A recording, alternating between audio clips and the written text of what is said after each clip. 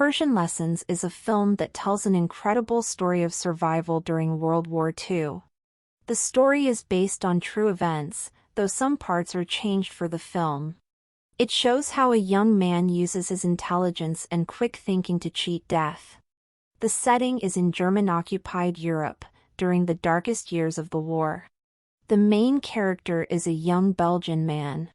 His real name is Gillis. He is Jewish. At the beginning of the film, the situation for Jewish people is very bad. The German army is rounding up Jews from all over Europe. They are putting them on trucks and trains. They are sending them to concentration camps. Most of these people will never return home. Gillis is on one of these trucks. The truck is crowded with men, women, and children. They are all scared. They do not know where they are going, but they know it will not be good. The truck drives for a long time. The people inside are hungry and thirsty. There is no food or water. On the truck, there is a man sitting next to Gillis. He is older. He has a small book in his hand. It is a book written in Persian. The man is very hungry. Gillis has a sandwich in his pocket. The man sees the sandwich. He wants to buy it from Gillis. He offers Gillis the Persian book. Gillis thinks for a moment. He is hungry too. But the book is interesting. He decides to make the trade. He gives the man his sandwich and takes the book. This small decision will change his life forever. The truck finally stops. It is in a clearing in a forest. The German soldiers shout at everyone. They order the prisoners to get off the truck. They make them stand in a line. Then, something terrible happens. The soldiers start shooting. They kill all the prisoners. It is a massacre. The prisoners fall to the ground. They are dead. Gillis is in the line. When the shooting starts, he falls down too. He is not hit by any bullets. He lies on the ground among the dead bodies. He does not move. He pretends to be dead. He can hear the soldiers talking. He can hear them walking among the bodies. He holds his breath. After some time, the soldiers leave. They think everyone is dead. Gillis waits for a long time. When he is sure the soldiers are gone, he gets up. He is covered in blood from the bodies around him. He is shaking. He runs away into the forest. He runs and runs. He does not know where he is going. He just wants to get away from that place. He walks through the forest for hours. He is very tired. He has no food and no water. Finally, he comes to a small road. He keeps walking on the road. He hopes to find a village or a farm. He needs help. Soon, he hears a car. It is a German military car. It stops near him. A German soldier gets out. He is an officer. He looks at Gillis. Gillis is dirty and covered in blood. The officer asks him who he is. Gillis is very afraid. His mind is racing. He knows he cannot say he is a Jew. He will be killed. Then he remembers the book in his pocket. The Persian book. He takes it out. He shows it to the officer. He says, "I am Persian. I am not a Jew. My name is Reza." He speaks in French, but the officer understands some words. The officer looks at the book. He believes Gillis. But there is a special reason why this officer is interested. The officer's name is Klaus Koch. He is in charge of the kitchen at a nearby concentration camp. He is not a frontline soldier. He works behind the lines. He has a dream. After the war, He wants to go to Iran. He wants to open a restaurant there. He loves food and cooking. So, he needs to learn the Persian language. Koch decides to keep Gillis. He will not send him to die. Instead, he will make Gillis his teacher. He takes Gillis to the camp. Gillis is given a special job. He will live in the camp, but he will not have to do hard labor. He will teach Persian to the camp cook. Now Gillis has a huge problem. He does not know a single word of Persian.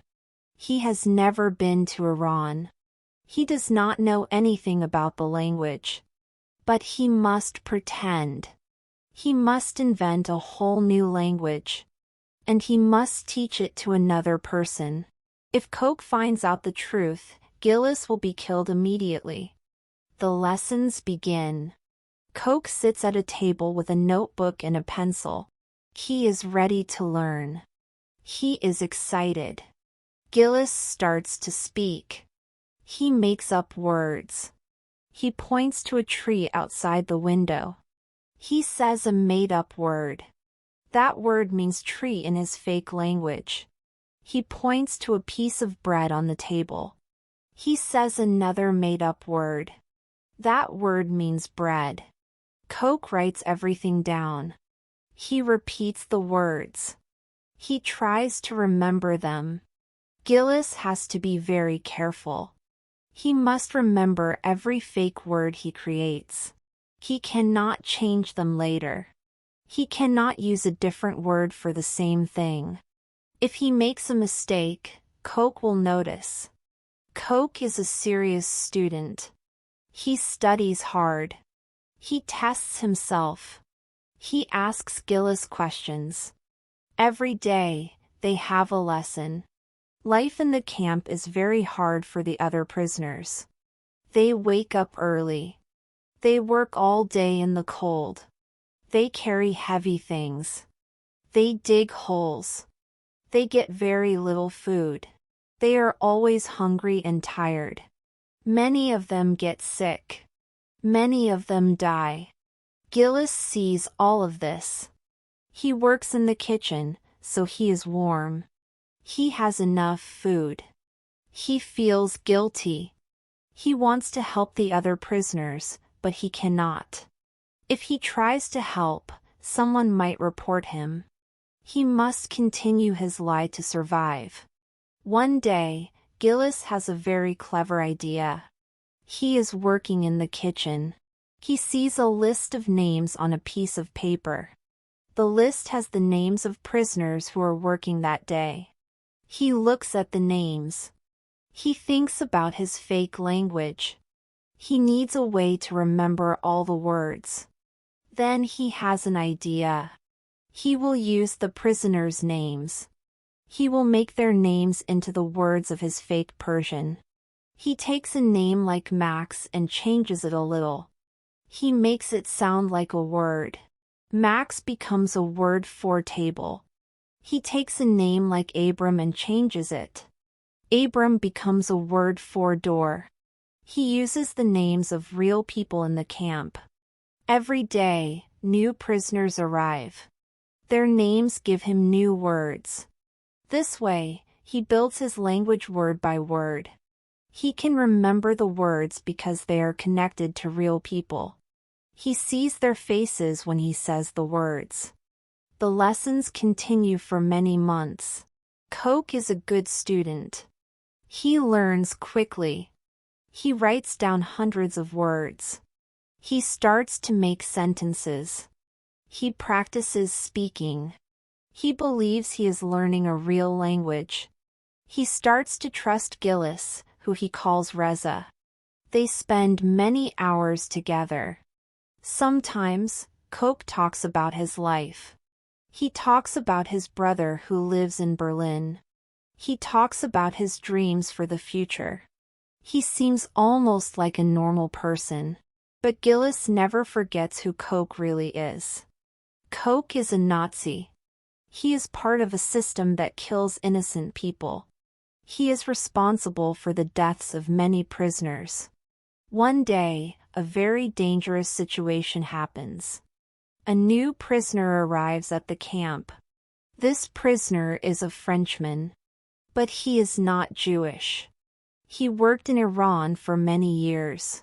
He speaks real Persian. The guards find out about him. They are very excited. They bring him to Koch. They say, "Look! We have found a real Persian speaker. Now you can check if your teacher is telling the truth." Gillis sees this man. His heart stops. He thinks his lie is finished. He will be killed. Koch takes Gillis and the new prisoner into a room. He asks the man to speak Persian. The man is confused. He does not know what is happening. He starts to speak in real Persian. He says a few sentences. Koch listens carefully. Then Koch turns to Gillis. He asks, "Is this really Persian?" Gillis is frozen with fear. He cannot speak. He looks at the other man. The other man looks at Gillis. He sees the fear in Gillis' eyes. He understands the situation immediately. He knows that Gillis is a fake. He knows that Gillis will die if he tells the truth. So, he makes a decision. He decides to save Gillis. He says to Koch, "No, I do not speak Persian. I was lying. I only know a few words I heard from Persian people. I am sorry." The guards are angry. They take the man away. He will be punished. He will probably be killed. Gillis watches him go. He feels terrible. A man he never met before died to save him. He will never forget that sacrifice. Koch's Persian continues to improve. He becomes quite good at speaking the fake language. One day, he writes a poem. The poem is about peace and love. He reads it to Gillis. He is very proud of his poem. Gillis listens to the words. He hears the names of the dead prisoners. Each word in the poem is a person who died in the camp. It is a very strange and sad moment. The killer is speaking the names of his victims. He thinks they are beautiful words from a foreign language. But really, he is reading a list of the dead. As time passes, the war is ending. Everyone knows that Germany is losing. The Russian army is getting closer. The German soldiers are preparing to leave the camp. They plan to destroy all evidence of what they did. They will kill all the prisoners before they leave. They do not want anyone to tell the world what happened here. Koch is also making plans. He wants to escape. He has saved money. He has a fake passport. He has a plan to go to Iran. And now he has a language. He thinks he can start a new life there. He will open a restaurant. No one will know who he really is. One night, Koch comes to Gillis.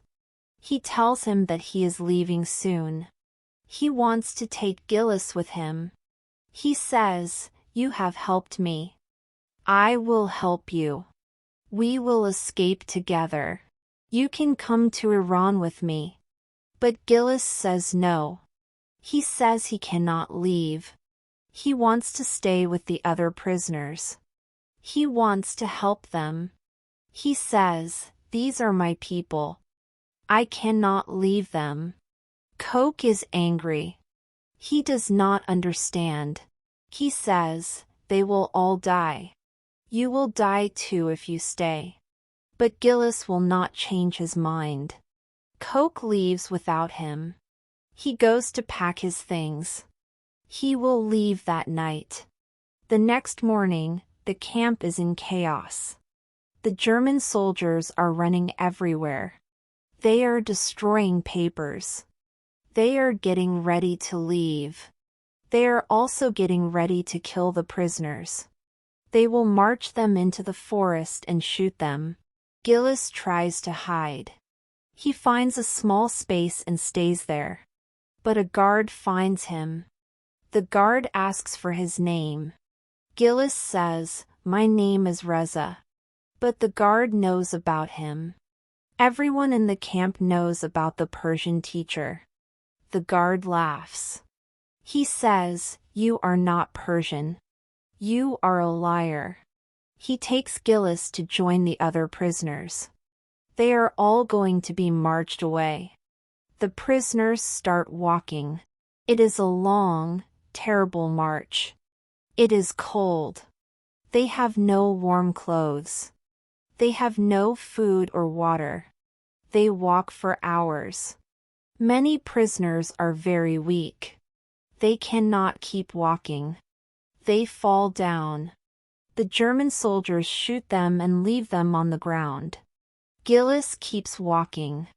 He is very weak too. But he keeps going. He thinks about all the names. He thinks about all the words he created. He thinks about the people who died. He wonders if anyone will remember them. Finally, after many hours, they stop. They are in a large field. There are German soldiers everywhere. The prisoners are sitting on the ground. They are waiting. They do not know what will happen next. Then, they hear a sound. It is a sound they have never heard before. It is the sound of many engines. It is the sound of airplanes and trucks. The Allied army is coming. American soldiers arrive. The German soldiers see them.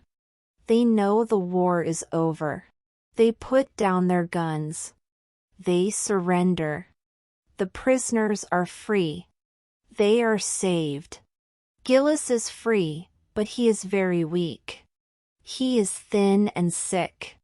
He is taken to a place for survivors. There are many people there. They are all trying to find their families. They are telling their stories. Allied officers are there. They are collecting information. They want to find Nazi criminals. They want to know what happened in the camps. An officer talks to Gillis. He asks about his time in the camp. Gillis tells him the whole story. He tells him about the lie. He tells him about inventing a language. He tells him about teaching Koch. The officer is interested. He asks, "Can you remember any of the words you invented?" Gillis thinks for a moment. He closes his eyes. He starts to speak. He says the fake Persian words. He says them one after another. He does not stop. He recites word after word. He recites for a long time. He recites hundreds of words. Then he recites thousands of words. The officers listen. They are amazed. They cannot believe what they are hearing. One officer asks, "How can you remember all these made-up words? There are so many of them." Gillis looks at him. His eyes are full of tears. He says, "Each word is the name of a person. I used the names of the prisoners in the camp.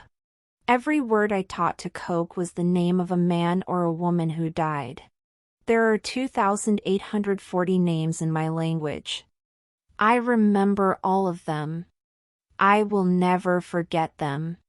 Now we must also tell what happened to Klaus Koch. After he left Gillis that night, he went to the airport. He had his money and his fake passport. He was wearing civilian clothes. He looked like a normal traveler. He felt confident. He had learned the language. He was ready to start his new life in Iran. He arrived at the airport. There were many people there.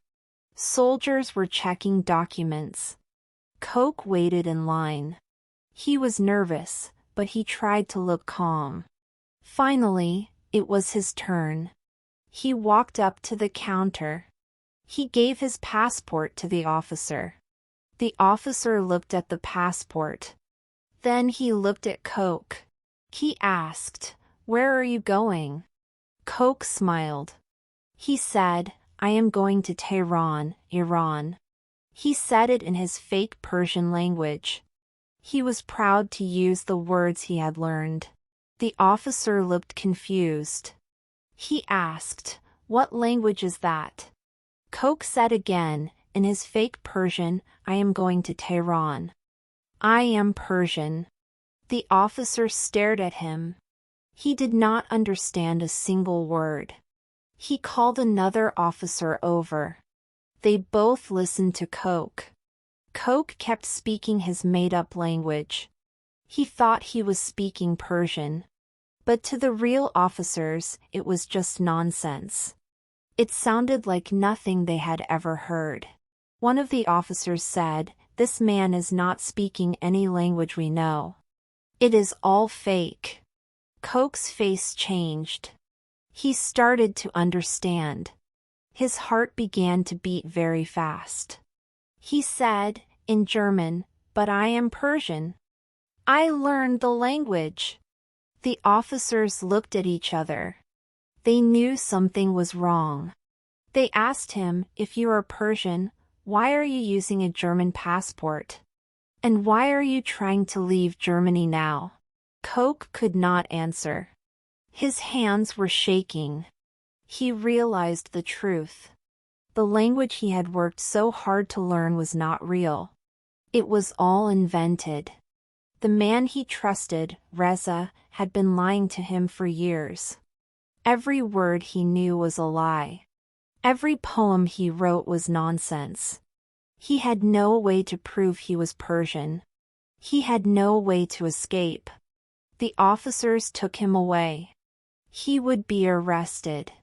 He would be tried for his crimes. In that moment, Koch understood everything. He understood that he had been fooled. He understood that the man he called his friend had tricked him. He felt anger, but also a deep shock. He had believed so completely. And now, because of that lie, he was caught. Back at the survivor camp, Gillis continued to recite the names. He did not know what happened to Koch. But he knew that the names were safe. The people were not forgotten. And the lie that saved his life became the truth that honored the dead.